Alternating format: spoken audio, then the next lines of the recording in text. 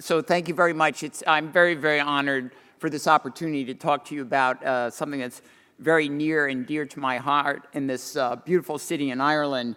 And for the Irish in the audience, and I hope I don't butcher this, Gach Dunya Trahonama. So these are my disclosures. So congenital adrenal hyperplasia is caused by any defect in cortisol biosynthesis. And I've shown you all the enzymes, and I love all these enzymes, and particularly the 17-hydroxylase 1720 lyase enzyme, which we'll talk about a little bit as we go along. But today, because of time, I'm going to limit my comments to 21-hydroxylase deficiency, which is the most common form of CAH. So the block in 21-hydroxylase limits steroidogenesis, prevents synthesis of cortisol and aldosterone, and the only available pathways go down to androgens. So fundamentally, this is a disease of androgen excess, and there is variable glucocorticoid and mineralocorticoid deficiency, anywhere from none to complete. So what I want to do over the next half hour is challenge everything you think you know about 21-hydroxylase deficiency. So let's start with something very simple, and let's start before birth, and let's ask the question, why do girls with 21-hydroxylase deficiency virilize? So maybe it's because, according to that pathway I just showed you, they make a lot of DHEA sulfate, which gets metabolized to androgens. But yet DHEA sulfate is paradoxically low or normal in patients with classic 21-hydroxylase deficiency. And in fact, girls with 3-beta-HSD deficiency make way more DHEA sulfate, and they don't virilize hardly at all. So maybe that high 17-hydroxyprogesterone, that's the characteristic biomarker of CAH, forces some androstenedione synthesis. But the efficiency of that reaction is really lousy. It's only 1 to 2% that of the DHEA reaction. And in fact, there's a very poor correlation of 17-hydroxyprogesterone with androgens. And maybe their adrenals make testosterone, but there's no really good enzyme in the adrenal to complete the biosynthesis of testosterone.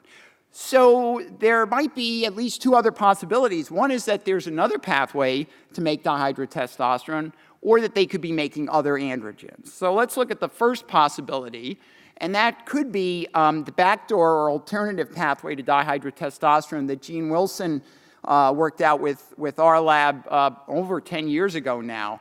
And in that pathway, the delta-4 steroids like 17-hydroxyprogesterone are 5-alpha reduced before going through the 1720 lyase reaction to be converted to 19-carbon steroids. So in the Tamer wallaby, where we first described this, the testes of the Tamer wallaby make androsterone, convert that to androstenediol, and then the target tissues pick up that circulating androgen precursor and back convert it to dihydrotestosterone without ever going through the classic intermediates and testosterone. So maybe this is a pathway that's being used in this case. And one way to test that is that these delta-4 steroids, androstenedione and testosterone, when they're metabolized and excreted in the urine, you get a mixture of the 5-beta reduced product, which is etiocalanolone primarily, and the 5-alpha reduced product, which is mainly androsterone here. And normally the ratio is roughly 1 to 1 or 2 to 1. But if they're going through this pathway, then there'll be an excess of the 5-alpha reduced androgens.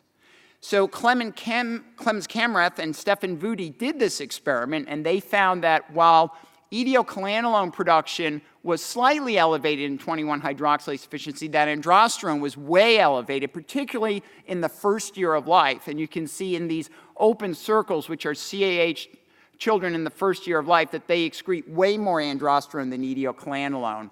And you might say, well, that's just an increase in 5-alpha reductase activity, and that's not true because they also looked at the cortisol metabolites, and the 5-alpha 5-beta ratio for the cortisol metabolites was normal.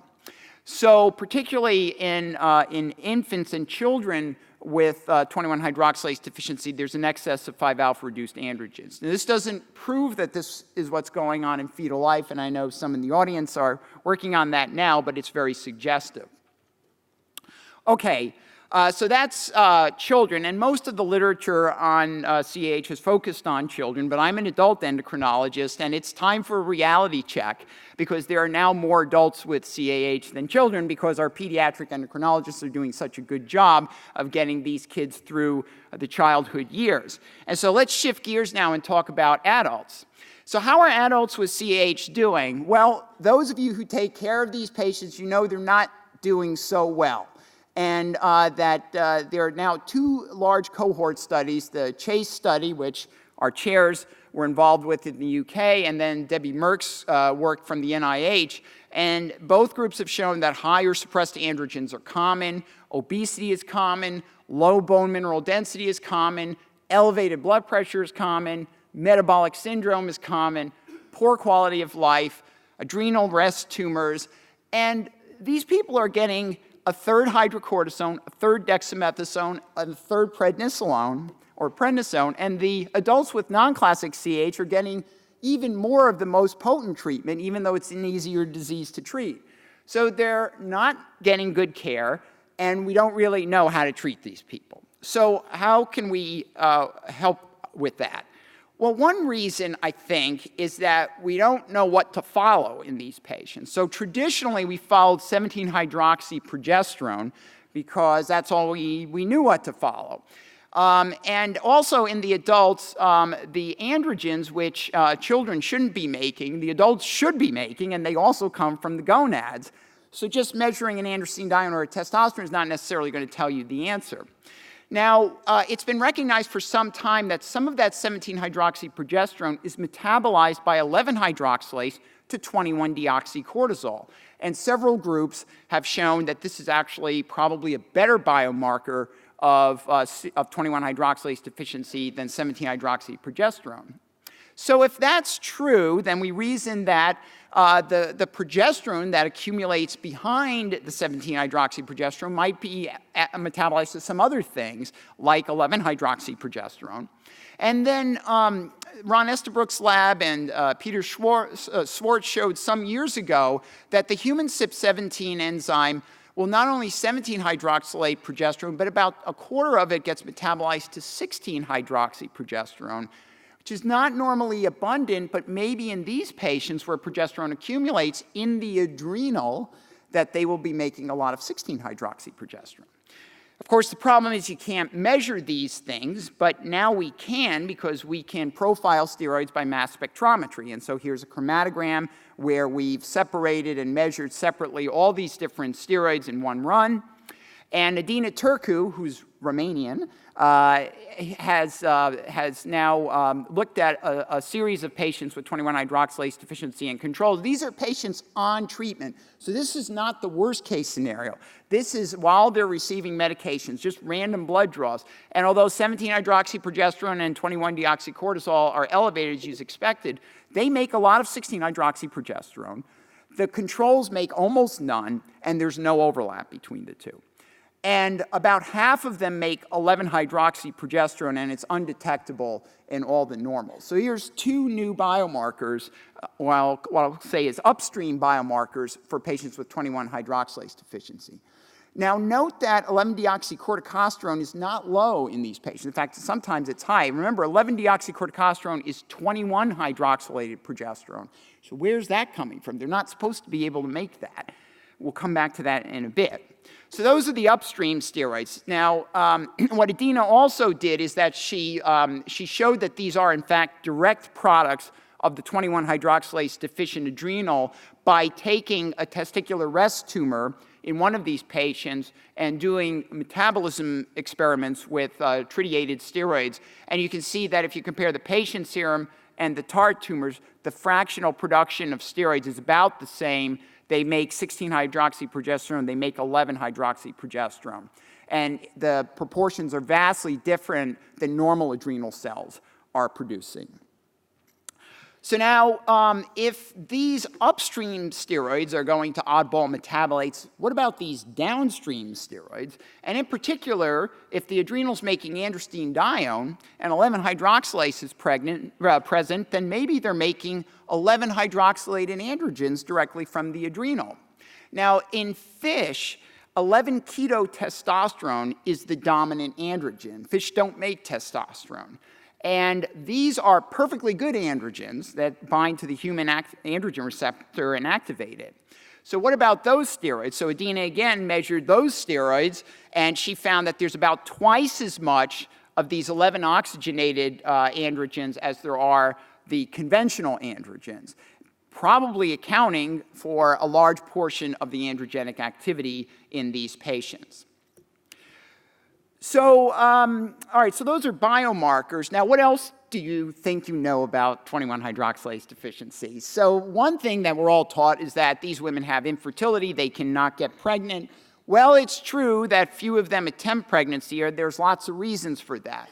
But as the UCL group has shown very nicely, that if they want to get pregnant and if they're managed properly, that their pregnancy rates are no different than the general population. So I'm going to have about 4 slides of purely clinical stuff here for the clinicians in the audience. And the more severe the disease, the less likely they are to attempt pregnancy. And the key parameter, it's not the androgens, it's the progesterone. It's the progesterone that accumulates upstream that we just showed you are getting metabolized to these oddball metabolites. And the key to getting these patients pregnant is to getting their morning progesterone less than 0.6 nanograms per mil, which is 2 nanomolar. So basically, they're living in a luteal phase, and you can't get pregnant in the luteal phase. Now, if they do get pregnant, their androgens and their 17-OHP will rise. If they get pregnant, I do not measure steroids. I put them on replacement hydrocortisone, and I don't think about it until delivery. And that's because the placenta will metabolize the maternal androgens, and the fetus will only be virilized if the fetus has 21-hydroxylase deficiency. So I think about treatment of women with 21-hydroxylase deficiency like diabetes treatment. It's step therapy. So step 1 is hydrocortisone. You know, the same thing that they were taking when they were adolescents, and I have several patients who are taking 3 times a day hydrocortisone. They've been doing it for 40 years, and they are in great condition. And I ask them, are your periods regular? And are you bothered by unwanted facial hair or acne? And if they say my periods are regular and I don't have any problem with androgen excess, then I don't care if their testosterone is a little bit elevated. They're good. If that's not good enough, then I use twice-a-day hydrocortisone and add a bedtime dose of prednisolone to suppress the morning rise of ACTH, which is the Achilles heel of CAH management. Or you could use dexamethasone at bedtime, but it's very difficult to titrate the dose that low. And again, I ask them about their ovulation and their menses and if they're trying to get pregnant. And we follow the progesterone for pregnancy. And then step 3 is twice-a-day prednisolone. If they're not controlled with twice-a-day prednisolone, they're either not taking their medicine or something else weird is going on. And I monitor their renin and potassium, and I will, to adjust their fludrocortisone, I will say that most adults with CAH do better if they're taking fludrocortisone. I don't care if they're salt wasting or simple virilizing, they do better with fludrocortisone. I monitor their androstenedione and testosterone to titrate their glucocorticoids. I measure their sex hormone binding globulin every couple of years, and I follow their progesterone if they're trying to get pregnant. So men with 21-hydroxylase deficiency, the adrenal axis is the same, but remember that they also have their gonadal axis, and their gonadal axis can't tell where the testosterone is coming from. So I actually think that the men with CAH have more problems with infertility than the women do, and it's because they can feel perfectly fine making lots of testosterone from their adrenals, but they will not be able to have children that way. So men with classic CAH, again, the same kind of parameters. You start with hydrocortisone, and in men, unlike women, the testosterone should be a lot higher than the androstenedione. So I look to see that their testosterone is greater than their androstenedione. I like the androstenedione to be less than about 1 nanomolar or 300 nanograms per deciliter. 10 nanomolar. And I want to see, more importantly, that their gonadotropins are not suppressed. And if that doesn't work, then you can add the bedtime prednisolone. But I will admit that most of my men with CAH are taking twice-a-day prednisolone. And then when they have rest, that's one of the few times I resort to dexamethasone. In fact, sometimes you have to give it twice a day. Hydrocortisone plus bedtime dexamethasone works just as well, but that's 4 pills a day. And if their semen analysis is normal, then they can't possibly have any problem with them. All right, so some people will say that, well, why don't we just forget about this androgen excess and do a bilateral adrenalectomy, okay? And there's two reasons why I don't recommend that. One is that you can't guarantee that the androgen excess is taken care of. So this is a very important paper from Debbie Merck's group where they had a woman who had poorly controlled CAH, had a bilateral adrenalectomy, and her androgen excess recurred, and she developed adrenal rest as shown by a cosentropin-stimulated PET scan in her ovarian ligaments. So that's one reason. And the other reason is that the patients that I've seen that have had a bilateral adrenalectomy are very fragile. You know, the Addisonian patients, they go into adrenal crisis very easily. And the CAH patients, with their adrenals in, they seem to be somewhat protected from that as adults, which is, again, a mystery about this disease we don't understand. Now, remember, I showed you that they make some deoxycorticosterone, which is a mineralocorticoid, and maybe that's part of the reason. And it's known that even in women that have had have adrenal insufficiency of any sort, that during pregnancy, they make deoxycorticosterone, and the way they do that is that the placental progesterone is metabolized by the liver to deoxycorticosterone by at least two of these drug-metabolizing P450 enzymes. So maybe the CAH patients are doing the same thing, that they're making lots of progesterone and it's getting metabolized by the liver. And Larissa Gomez in Walt Miller's lab confirmed previous studies that showed that 2C19 and 3A4 are both capable of making DOAC. But what if there was another pathway to make DOAC directly from the adrenal where the progesterone is really high? And what enzyme might that be? So it turns out that 17-hydroxylase can actually make DOAC. So this is some experiments that Francis Yoshimoto did when he was a graduate student in my lab. He took recombinant CYP17, incubated it with progesterone, and peak 4 is progesterone, peak 3 is 17-hydroxyprogesterone, peak 1 is 16-hydroxyprogesterone, but peak 2 is deoxycorticosterone. And you can see a little peak there.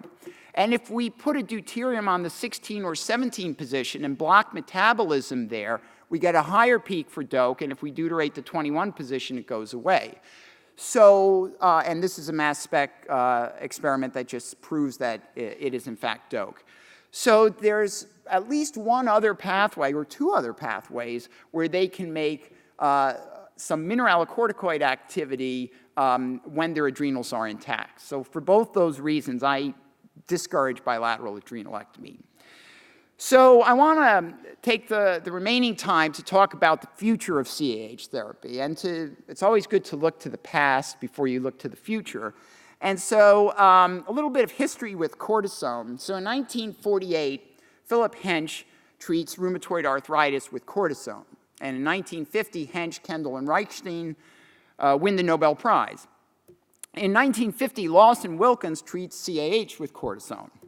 Wilkins does not win the Nobel Prize, but he has a society named after him, which unfortunately is no longer named after him.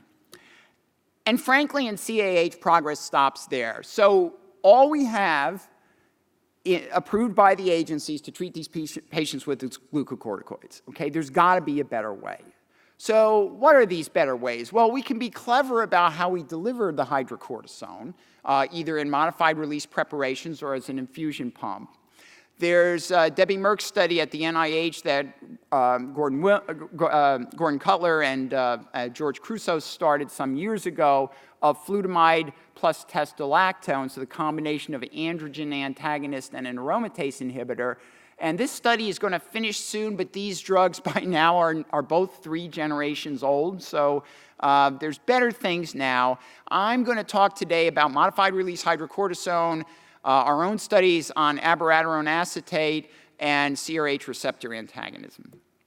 So the first study with this modified release hydrocortisone was done about 6 years ago, and you can see the pharmacokinetics of this product. It was taken at bedtime, and then it peaked in the early morning hours and declined in the afternoon. And this is a beautiful recapitulation of what normal physiology does.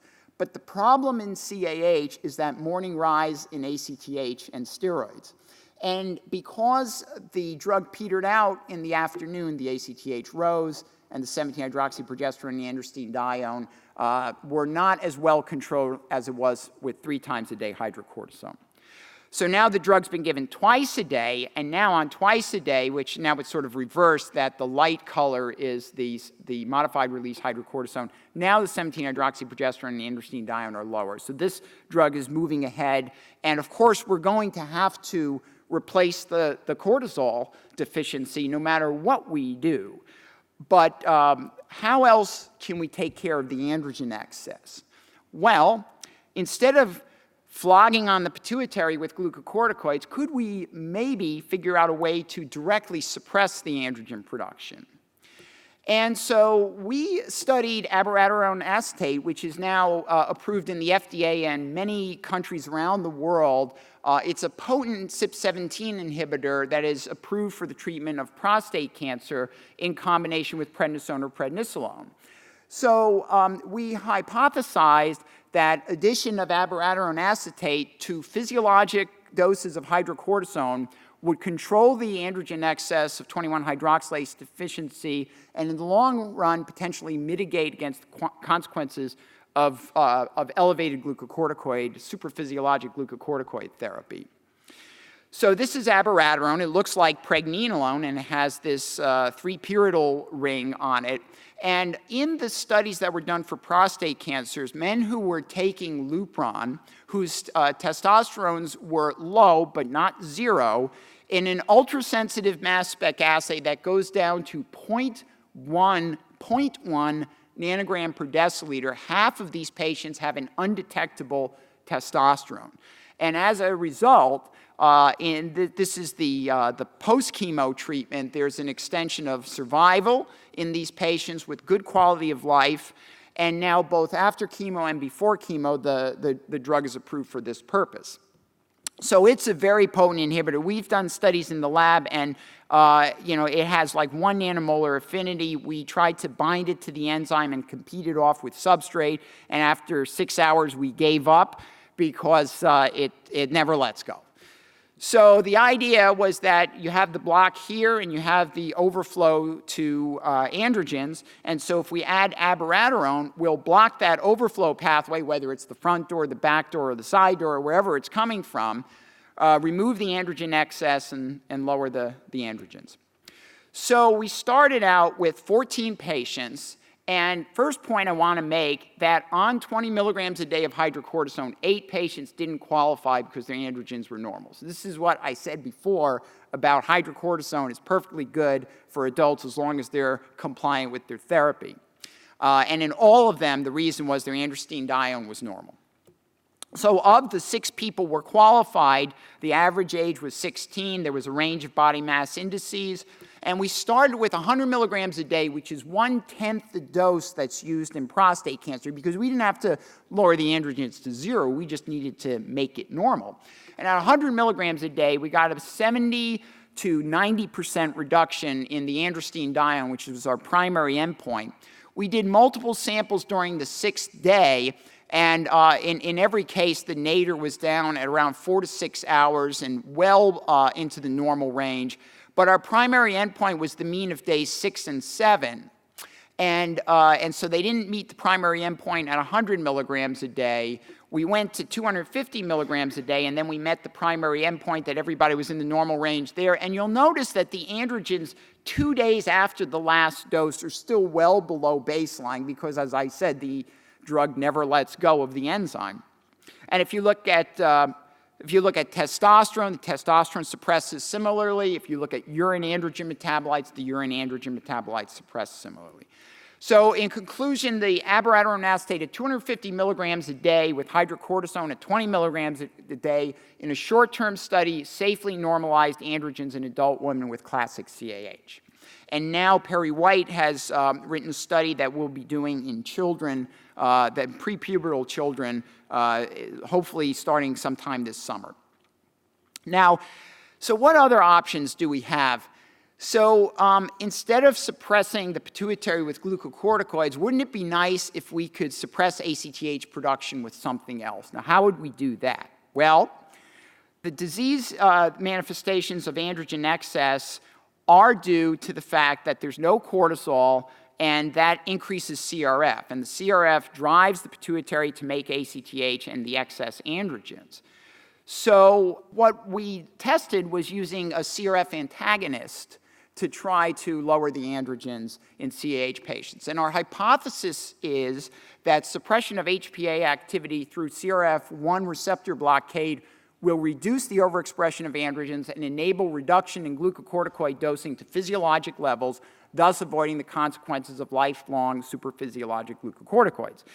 And so we tested the selective CRF1 receptor antagonist, NBI 77860, as a potential treatment for CAH. So we enrolled 8 patients in a single-blind, fixed-sequence, single-dose PK/PD study where we gave them placebo on the first night, and then after a 3-week window of washout, we then gave them 300 milligrams a day, and then after 3 weeks, 600 milligrams a day. And our primary endpoint was 17-hydroxyprogesterone. We were looking for it to be suppressed to less than 50% of baseline, and we also measured androgens and ACTH and cortisol, and PK and PD safety analyses. And this is one subject who had a good response, and this is the pooled data from all the subjects. And you can see that compared to placebo, if we look at all subjects, their ACTH rise was delayed and attenuated, and as a consequence, their 17-hydroxyprogesterone rise was delayed and attenuated. Now, half of the patients had a greater than 50% response, and in the non-responders, we saw that their drug exposure, for reasons we don't understand now, was much lower than the exposure in the patients who responded. So the future, I think it's time for us to develop these novel therapies in children and adults with CAH, Abiraterone, NBI 77860, which will be going into children later this year, and possibly other treatments. Using these new biomarkers to improve diagnosis and management of these patients, using mass spec profiling, getting a better understanding of the biochemistry of these key enzymes and knowing which are the targets that we really need to focus on for androgen biosynthesis. And I didn't have time to talk about this today, but the cell biology of CAH seems really strange, especially as they get into adulthood, that their adrenals aren't behaving with the normal kind of predictable pathways of the 3 zones. And we should leverage this basic science information to optimize patient cares and long-term outcomes, because that's what it's all about. So I want to thank my collaborators along the years, Gene Wilson, Manisha Gupta, and the late Ron Estabrook on the backdoor pathway with our collaborators in Australia. People who worked on the pathway work, mainly Francis Yoshimoto, Wei Ming Peng, and Adina Turku and Bill Rainey, and our mass spec colleagues, Bob Chomick and Steve Brown. For the clinical trials, our CAH patients, you know, the #1 reason that they give for wanting to do these studies is because they hope that it will help the children. And then our study coordinators, Carol, David, and Tim, Liz Buscher, and Joanna Spencer-Siegel, who were fellows with us. Liz is now an assistant professor at Ohio State. And then, and my other collaborators from the Adrenal team are sources of support from both funding and from the pharmaceutical industry for their trials. And for those of you who haven't thought about this for a while and who haven't paid attention to the CAH field and your patients are frustrated because of the lack of new treatments, if any of you remember the movie Chicken Little from a couple years ago, Chicken Little said that today is a new day. And I think with some innovative strategies like the ones that I've shown you today, I hope that these people are the children will have good and happy childhoods and grow up to be healthy and productive adults for many years. And with that, I'll close. Thanks.